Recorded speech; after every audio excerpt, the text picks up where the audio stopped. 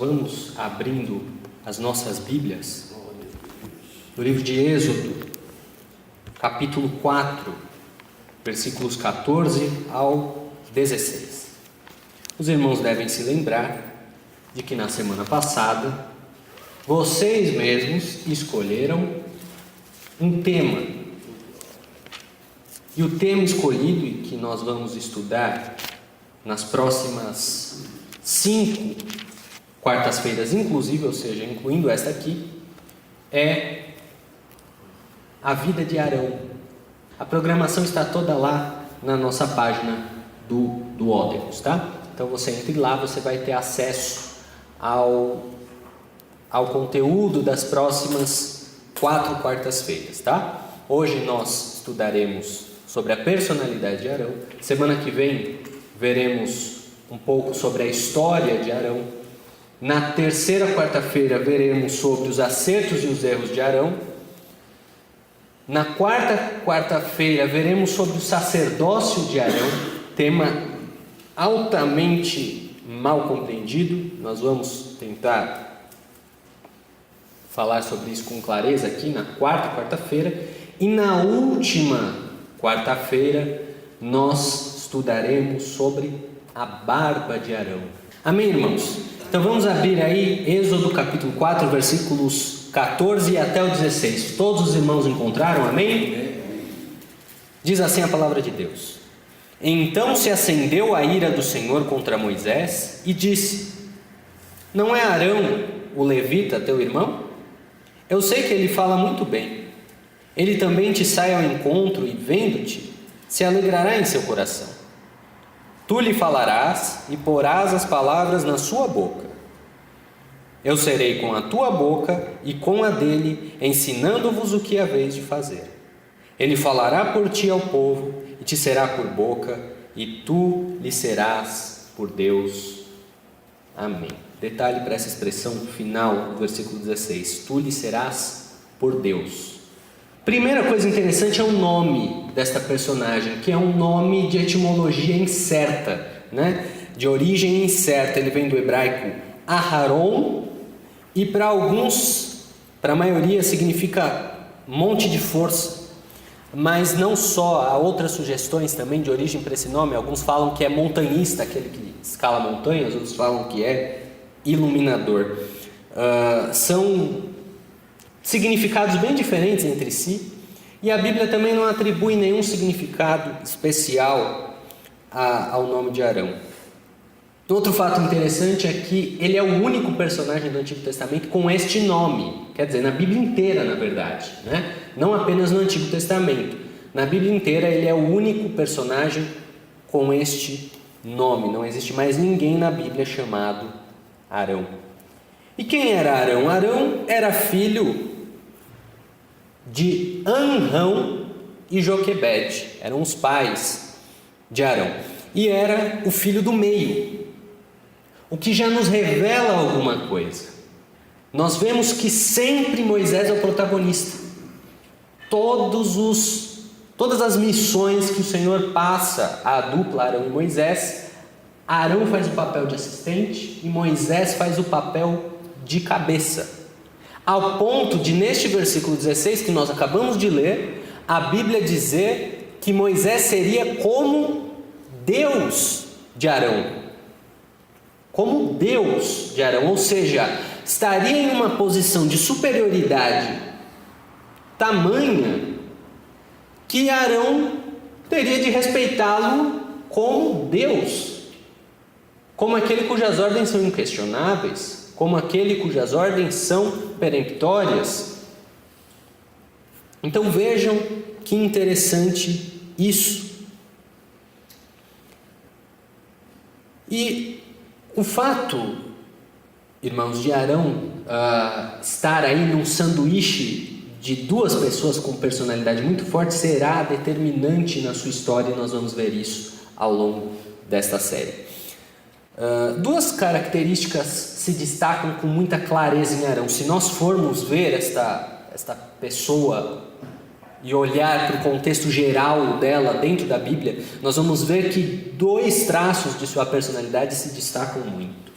E são esses dois traços que nós vamos abordar, sobre o qual nós vamos falar nesta noite. Então, o primeiro traço é a eloquência, como os irmãos viram. Arão era uma pessoa de boa oratória. Ele sabia falar bem, ele sabia se expressar bem. É isso, pelo menos, o que o próprio Deus diz em Êxodo, capítulo 4, versículo 14.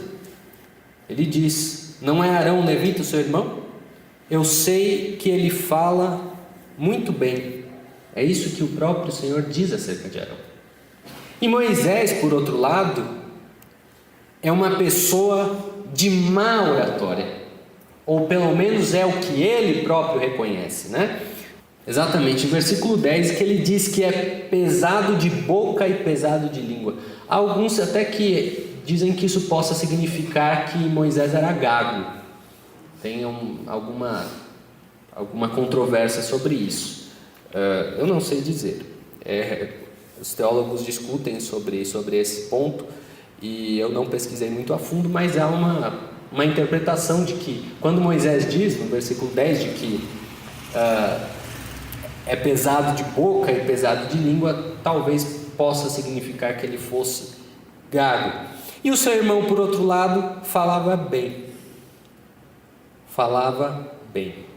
E a Bíblia diz que Arão seria como a boca de Moisés, né? Olha o que diz Êxodo capítulo 7, versículos 1 e 2. Olha o que diz: eis que tenho posto você por Deus sobre Faraó, e Arão teu irmão será o teu profeta. Aí é o Senhor falando a Moisés. Versículo 2: tu falarás tudo o que eu te mandar, e Arão teu irmão falará a Faraó que deixe ir os filhos de Israel da sua terra. Ou seja, o Senhor atribui claramente a Arão o papel de profeta, de porta-voz, né? De mensagem de arauto do seu irmão. E é essa analogia mesmo que a Bíblia quer trazer: Arão como um profeta e Moisés como Deus. É uma analogia que o próprio Antigo Testamento traz. Irmãos, o que é eloquência? Eloquência é a arte ou o poder de persuadir com palavras, né? É a arte ou o poder de convencer pela fala. Nós vemos na Bíblia muitos homens com eloquência, né? Nós vemos vários homens eloquentes na palavra de Deus. O primeiro homem que nós vemos na Bíblia com bastante eloquência, ou pelo menos é o que nos traz as Escrituras, é Estevão. Eu até reproduzi aí no slide alguns versículos de Atos que falam, olha só: Estevão, cheio de fé e poder, fazia prodígios e grandes sinais entre o povo. E levantaram-se alguns que eram da sinagoga chamada dos libertos, e dos sirineus, e dos alexandrinos, e dos que eram da Cilícia e da Ásia, e disputavam contra Estevão, discutiam com Estevão. Aí olha só o que diz o versículo 10: e não podiam resistir à sabedoria e ao espírito com que falava. Veja, Estevão era um homem muito bem dotado de fala, era um homem que sabia se pronunciar, né? Falava com sabedoria e com espírito, é o que diz Atos 6 e 10. Pode avançar mais um, meu amigo. Aí outro homem que a Bíblia também revela ter sido um homem de grande oratória era Apolo. Vamos ver mais estes versículos aí, Atos 18, a partir do 24, diz assim: chegou a Éfeso um certo judeu chamado Apolo, natural de Alexandria, varão eloquente e poderoso nas Escrituras. Este era instruído no caminho do Senhor, e fervoroso de espírito, falava e ensinava diligentemente as coisas do Senhor, conhecendo somente o batismo de João. Ele começou a falar ousadamente na sinagoga. Quando ouviram Priscila e Áquila, o levaram consigo e lhe declararam mais pontualmente o caminho de Deus. Querendo ele passar a Acaia, o animaram os irmãos e escreveram aos discípulos que o recebessem, o qual, tendo chegado, aproveitou muito aos que pela graça criam. porque com grande veemência, olha só, convencia publicamente os judeus. Vou ler de novo esse versículo 28. Porque com grande veemência, com intensidade, com clareza, com evidência, convencia publicamente os judeus, mostrando pelas Escrituras que Jesus era o Cristo. E um outro homem que a Bíblia também nos mostra que era bastante eloquente, pode avançar, irmão Jamil, é o próprio Jesus Cristo. Esses dois versículos, olha o que eles dizem a respeito de Jesus Cristo. Quer dizer, os funcionários públicos, digamos, os fiscais do próprio governo, não tiveram como, não é nem que eles não quiseram, ou não é nem que eles não puderam, não tinham força, não é nem isso. Eles não tiveram como, pela tamanha eloquência do próprio Jesus Cristo, de amarrá-lo e de levá-lo. Nunca homem algum falou assim como este homem. Em Lucas, capítulo 4, 22, está escrito: e todos lhe davam testemunho e se maravilhavam das palavras de graça que saíam da sua boca e diziam: não é este o filho de José? Com quem dizendo: esse aí não é o filho do carpinteiro? Como pode ele falar com tamanha eloquência e propriedade oratória? Profeticamente, Isaías, no capítulo 50, versículo 4, fala de Jesus Cristo da seguinte maneira: o Senhor Jeová me deu uma língua erudita para que eu saiba dizer a seu tempo uma boa palavra ao que está cansado. Ele desperta-me todas as manhãs, desperta-me o ouvido para que ouça como aqueles que aprendem. Aqui Isaías falando profeticamente de Jesus Cristo. Por outro lado, irmãos, nós também vemos grandes homens de Deus sem eloquência. A eloquência não é um atributo necessário. Nós vemos homens que serviram ao Senhor fielmente, foram servos fiéis, mas, sendo servos fiéis, não tinham necessariamente o dom da oratória, o dom da eloquência.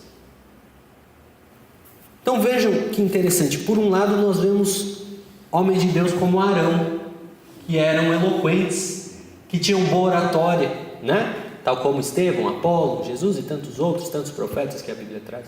Por outro, nós vemos homens como Moisés, homens de Deus como Moisés, que eram servos fiéis, que eram mensageiros do Senhor, mas que não eram eloquentes.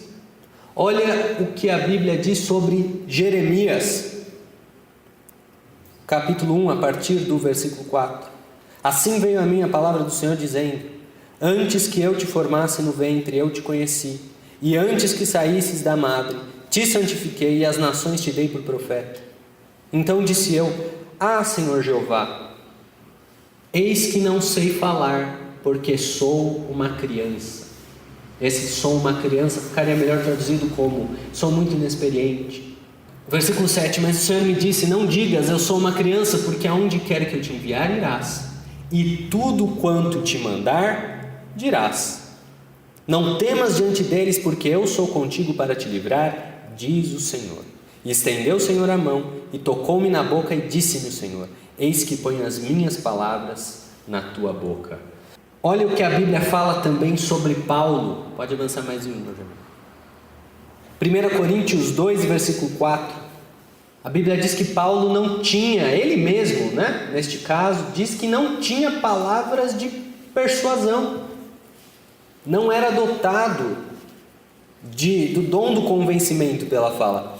Olha o que diz 2 Coríntios 10 e 10. Aqui é Paulo mais uma vez dizendo, e agora é um texto interessante porque ele está falando em terceira pessoa, como se os outros estivessem falando dele, né? 2 Coríntios 10 e 10. Porque as suas cartas dizem quem? Os opositores de Paulo, né? E daqui é o próprio Paulo citando os seus opositores, né? Porque as suas cartas são graves e fortes, mas a presença do corpo é fraca e a palavra desprezível. Olha que interessante.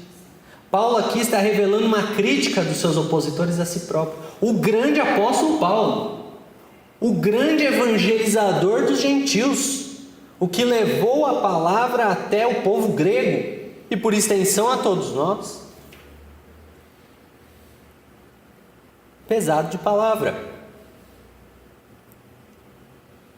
E o que nós vemos, meus irmãos, e o que nós podemos perceber é uma coisa, que não é porque a oratória de um servo de Deus é ruim que o Senhor não pode usá-lo. Às vezes nós não temos o dom da palavra, às vezes nós não temos coragem, às vezes nós não temos elocução, às vezes nós achamos a nossa voz fina demais, grossa demais. Tem uns que são gagos, como até Moisés dizem que era. Tem uns que são fanhos, tem outros que têm a voz esganiçada, tem outros que têm a voz baixa, tem outros que têm a voz linda, maravilhosa, mas não conseguem articular um pensamento. Sabe o que a Bíblia diz, meus irmãos? Que independentemente do seu dom, você pode ter o dom que você tiver, ou não ter dom algum, o Senhor é que põe a palavra dele na tua boca. É o Senhor que enriquece o teu entendimento. E quando Ele diz, você vai falar o que eu te mandar, você simplesmente abre a boca e fala, independentemente das habilidades que você acha que você tem ou que não tem. Quando é para o cristão falar, ele tem que falar, porque o Senhor o capacita. Pode avançar mais um, irmão Jamil. Olha o que diz Jesus Cristo em Lucas 21, do 14 ao 15. Olha o que diz: proponde, pois, em vosso coração não premeditar como haveis de responder, porque eu vos darei boca e sabedoria a que não poderão resistir, nem contradizer todos quantos se vos opuserem. Amém. Vamos avançar, irmão Jamil. Então, segunda característica, segundo traço da personalidade de Arão. Nós vimos então que ele era eloquente, e o Senhor usou essa eloquência em prol da sua missão, em prol da sua vontade.